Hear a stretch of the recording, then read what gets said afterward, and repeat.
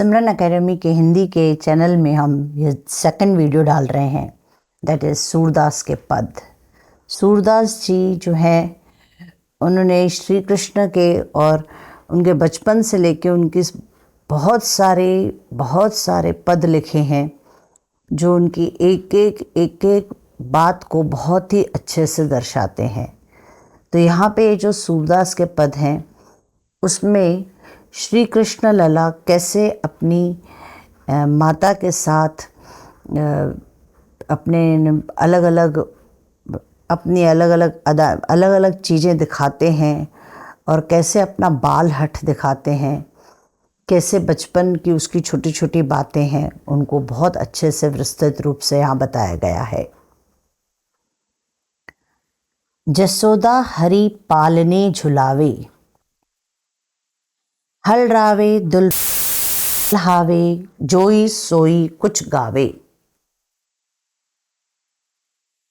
यहाँ पे माँ जसोदा माँ ने हरि को, भगवान कृष्ण को जिनको पाला था, उनकी एक एक बात को यहाँ पे बहुत विस्तृत रूप से सूरदास जी ने उनके वात्सल्य को, उनके प्यार को दर्शाया है। जसोदा माँ हरि यानी कृष्ण को पालने में यानी झूले में झुला रही हैं। हरि यानी कृष्ण, भगवान कृष्ण को नींद कराने के लिए उनको पालने में झुला रही है और बहुत ही मधुर गीत गा रही है, जैसे कि उनकी लोरियां सुन के भगवान कृष्ण बहुत मीठी नींद में सो जाएं। तो जसोदा हरि को यानी कृष्ण को पालने में झूला झुला रही है। हलरावे यानी हिलाते हुए, दुलराई मल्हावे दुलारते हुए, मनाते हुए, प्यार करते हुए, जोई सोई कुछ गावे, और इस बात के लिए वो कुछ गाए जा रही है, लोरियां सुना रही है, जैसे कि भगवान कृष्ण को मीठी नींद आ जाए। हलरावे यानी झूले को हिलाते हुए, दुलराई मल्हावे यानी दुलारते और प्यार करते हुए बहुत ही सुंदर सी लोरियां गा रही है। कुछ गावे यानी कुछ गा रही है, जैसे कि लोरियां सुन के भगवान कृष्ण को मीठी नींद आ जाए। मेरे लाल को आऊ निंदरिया, मेरे लाल को आऊ निंदरिया, काहे न आन सुवावे। यशोदा के लाल हैं भगवान, तो माता बोल रही हैं मेरे लाल को निंदिया रानी आप आ जाओ और मेरे लाल को आके मीठी नींद सुला जाओ। काहे न आन सुवावे, निंदिया रानी आप क्यों नहीं आ रही हो मेरे लाल के पास और उसे आके सुला के क्यों नहीं जा रही हो। तू काहे नह बेघह आवे, तू यानी कौन, निंदिया रानी, नींद। काहे यानी क्यों नहीं, बेघह यानी बहुत जल्दी से बिल्कुल स्पॉन्टेनियस, बहुत शीघ्रता से नींद क्यों नहीं आ रही है। तो को यानी तुझे, कान्ह यानी कान्हा, कान्हा भगवान कृष्ण का दूसरा नाम है, बुलावे, भगवान कृष्ण तुझे बुला रहे हैं। हे निंदिया रानी, तुम जल्दी से आके उन्हें क्यों नहीं आराम की नींद करा जाती हो। पलक हरि मूंद लेते हैं, कबहू अधर फरकावे। कबहू यानी कभी कभी, पलक यानी आँखों की पलकें, हरि भगवान कृष्ण, मूंद लेना यानी आंखें बंद कर लेना। कभी कभी भगवान कृष्ण के पास नींद आ जाती है, उनकी आंखें बंद होने लगती है, वो नींद के आगोश में जाने लगते हैं। कबहू अधर फरकावे, कबहू यानी कभी कभी, अधर यानी होंठ बिचकाने लगते हैं। बच्चे कैसे नींद में होंठ ऐसे हिलाते हैं, कभी कभी भगवान कृष्ण जो कान्हा हैं वो भी होंठ अपने बिचकाने लगते हैं। नींद में ही उनको नींद जो है उनके चारों तरफ आने लगती है।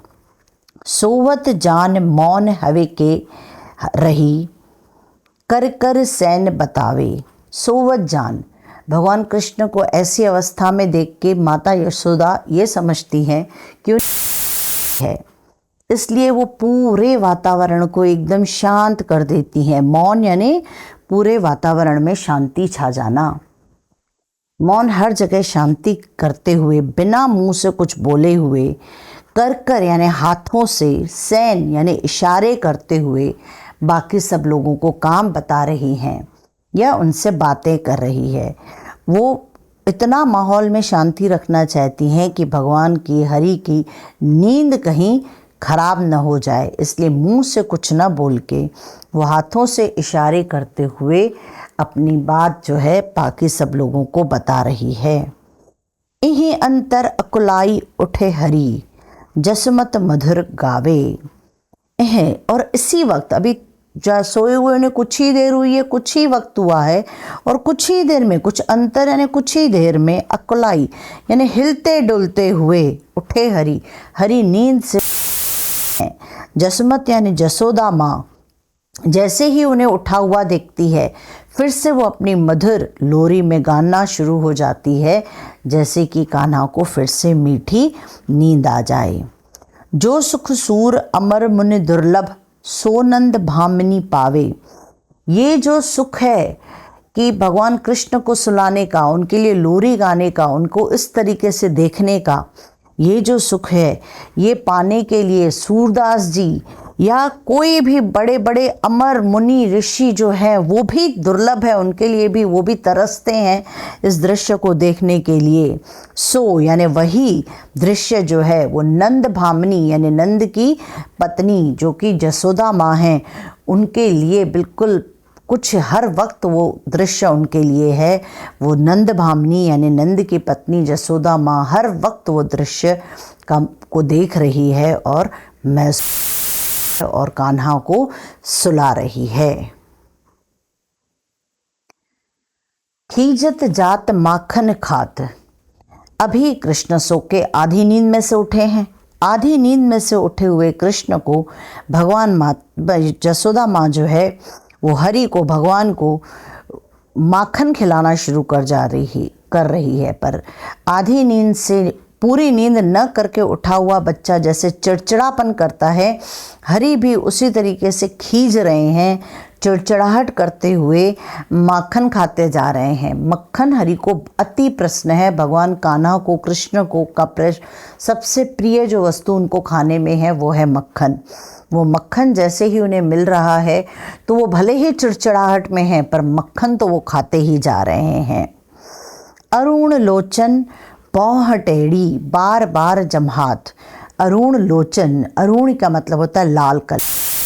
लाल रंग यानी सूर्य के रंग को लाल बोला जाता है, पर यहाँ पे उनकी आँखों के लिए सूर्य के रंग से कंपेयर न करते हुए कमल के फूल के समान लाल, लोचन यानी उनकी आँखें।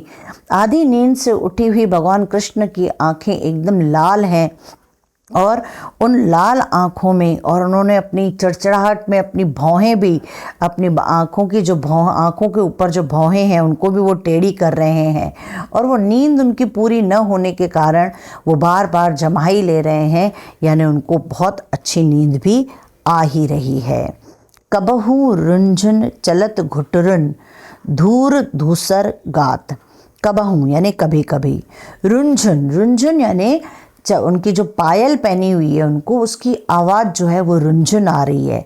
जब वो घुटनों के बल, जैसे बच्चे जो होते हैं घुटनों के बल चलते हैं, तो घुटनों के बल चल रहे हैं तो उनकी पायल की जो रुंझुन की आवाज़ है वो भी बहुत है। धूर धूसर गात, और इस वक्त चलते हुए वो धूल में इस तरीके से घुटनों के बल चलते जा रहे हैं तो उनके पूरे शरीर पे धूल मिल गई है, पूरे शरीर पे उनके धूल लग गई है, तो उनका पूरा शरीर धूल से भरा हुआ है, और उनकी पायल जो है वो रुंझुन की आवाज़ कर रही है जब वो घुटनों के बल चल रहे हैं। कबहू झुक के अलग खींचत। और कभी कभी तो वो नींद में उनकी चिड़चिड़ाहट है, बच्चे कैसे नींद में चिड़चिड़ाहट होने के कारण अपने ही बाल खींचने लगते हैं। तो कभी कभी वो एक तरफ झुक के उनके जो लंबे बाल हैं वो उनके पास आ जा रहे हैं, तो अलग यानी उनके जो केश हैं, जो उनके बाल हैं, उनको ही वो ज़ोर से खींच लेते हैं।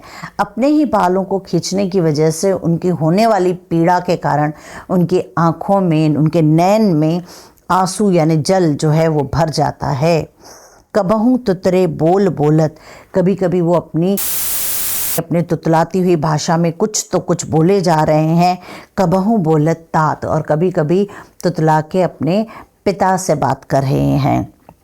सूर हरि की निरख शोभा, सूरदास जी कहते हैं कि जो हरि की ये जो निरख है, निरख यानी जो देखकर, शोभा यानी ऐसा उनका रूप देखकर, निमिख तजत न मात, निमिख यानी एक पल के लिए भी, तजत यानी छोड़ना नहीं चाहती हैं, त्याग नहीं करना चाहती हैं उनकी माता जसोदा उनको एक पल के लिए भी उन पर से अपनी नज़रें नहीं हटा रही हैं।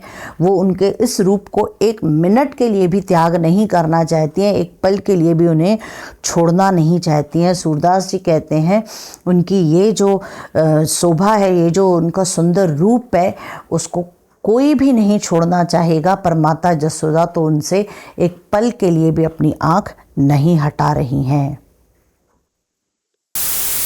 मेरी चंद्र खिलौना ले हूँ, अभी तो हरि का एक अलग ही रूप आ जाता है। उनके पास बहुत सारे खेल खिलौने हैं, पर उन्हें उनमें से किसी खेल खिलौने में मज़ा नहीं आ रहा है। उन्होंने अपने माता से एक अजब सी जिद कर ली है।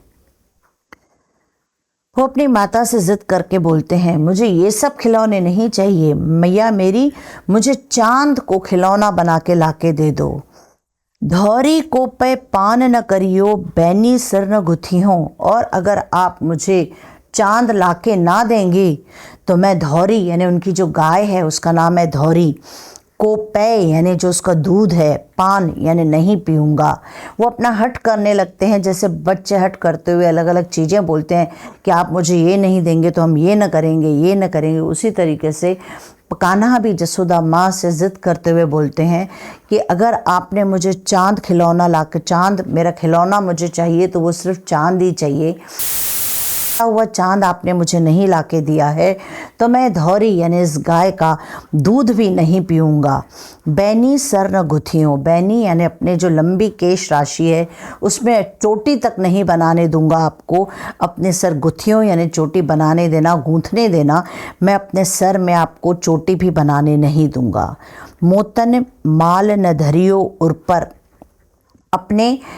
पर, अपने शरीर पे, अपने ऊपर मैं मोतियों की माला यानी जो मोतियों की माला है वो भी धारण नहीं करूँगा। मोतियों की माला न यानी नहीं, धरियो यानी धारण करूँगा अपने उर पर, मैं अपने ऊपर मैं मोतियों की माला तक नहीं पहनूँगा। झंगुली कंठ न लहों, झुंगली का मतलब होता है जो माता अपने बच्चों को नज़र न लगे इसके लिए जो काले कलर का, जो काले धागे का जो एक हार कंठ यानी गले में पहनाती हैं, नहीं पहनूंगा, मैं कोई चीज़ भी पहनने के लिए तैयार नहीं होऊंगा। जय हो लोट अबह धरनी पर, तेरी गोद न ऐहूँ, जय हो यानी मैं जो लोटूंगा, यानी ज़मीन पर लोटने का मतलब होता है ज़मीन पे गुलाटियाँ खाना, ज़मीन पे पलटना। अब है अभी धरती पे लौट जाऊंगा, धरती पे लेट जाऊंगा, धरती पे पलटियाँ मारूंगा, पर तेरी गोद न ऐहूँ, पर हे माता यशोदा मैं तेरी गोद में नहीं आऊँगा।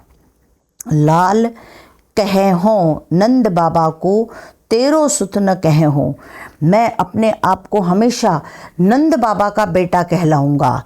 लाल यानी बेटा, कहे हो यानी कहलाऊंगा, किसका? नंद बाबा का, अपने पिताजी का। तेरो यानी माता यशोदा, तेरा सुत यानी बेटा न कहियो, मैं तेरा बेटा न कहलाऊंगा। माता यशोदा उसकी रही है और सोच रही है कि कैसे इसके हट को दूर किया जाए।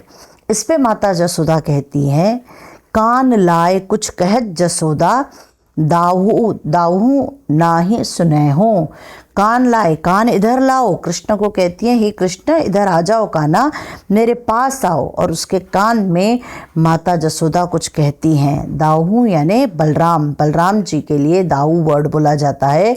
दाऊ को ये सब बताना नहीं, धीरे धीरे सुनाती हूँ, दाऊ को ये सब सुनाई नहीं देना चाहिए, बलराम को ये सब बातें कुछ पता नहीं पड़नी चाहिए। चंदा हूँ ते अति सुंदर तो ही, नवल दुल्हैया बहयों। चंदा से भी अति सुंदर तुझे मैं एक नवल एकदम नई दुल्हनिया लेके आती हूँ, मैं तेरा ब्याह करा दूंगी। चंदा तो बिल्कुल सुंदर नहीं है, उससे कहीं अच्छी सुंदर जो है, चंदा से भी कहीं अति सुंदर के आती हूँ और मैं तुम्हारा उसके साथ ब्याह कराती हूँ, तुम्हारी शादी रचाती हूँ। तेरी सौ मेरी सुन मैया, अबहज ब्याहन जय हूँ। इस पे भगवान कृष्ण कहते हैं, तेरी सौ, अरे आपकी कसम, आपकी सौगंध, सुन मेरी मैया, हे मेरी यशोदा मैया, चलो अभी चलते हैं ब्याह करने के लिए। अबही यानी अभी चलते हैं, ब्याहन अभी ब्याह करने के लिए चलते हैं। सूरदास सब सखा बाराती, नूतन मंगल गए हों। इस पे हमारे सूरदास जी कहते हैं कि हे कृष्ण, हे कान्हा, मैं भी आपकी बाराती बनना चाहता हूँ।